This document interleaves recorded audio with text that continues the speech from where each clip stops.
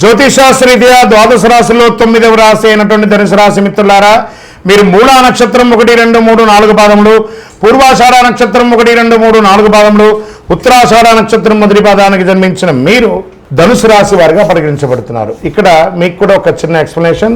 అర్ధాష్టమ శని వచ్చింది, మాకేమో అయిపోతుందని కొన్ని వీడియోస్ చూసి నాకు మెసేజ్ ఇస్తున్నారు. మిగతా రాశులన్నీ మీకు అనుకూలంగా ఉన్నాయి కాబట్టి భయపడాల్సిన అవసరం లేదు. ధనుసు రాశి వారికి మంచి ఫలితాలు వస్తాయి. అదృష్టం రోజులు 5, 7, 10, 13. అదృష్ట సంఖ్యలు 5, 6. చంద్రాష్టమం 27వ తారీఖున 1:40 ఉదయం నుండి 29, 6:30 ఉదయం వరకు చంద్రాష్టమం ఉంటుంది. కాబట్టి చాలా జాగ్రత్తగా ఉండాలి. మీరు చేయవలసినటువంటి పరిహారం సుదర్శన మహామంత్రాన్ని పారాయణం చేయండి.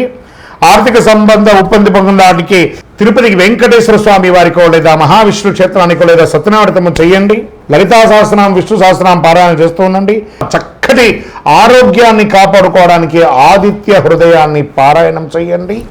అతి శక్తివంతమైనటువంటి 48 రోజులు పూజ చేసినటువంటి కరుంగాలి మాలను ధరించండి. ఆరోగ్యంగా ఉండండి, ఐశ్వర్యంగా ఉండండి, విజయంగా ఉండండి.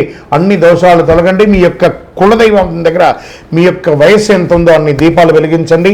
మీ యొక్క వ్యక్తిగత జాతకం తెలుసుకోవాలనుకుంటే కింద కనబడుతున్నటువంటి నంబర్కి మీ పేరు, date of birth, time of birth, place of birth WhatsApp చేయండి. మీరందరూ కూడాను ఆయురారోగ్య ఐశ్వర్య భోగభాగ్యాలతో ఉండాలని అఖిలాండ కోటి బ్రహ్మాండ నాయకుడు శ్రీ ధర్మశాస్త్ర అయ్యప్ప స్వామి వారిని ప్రార్థిస్తున్నాం.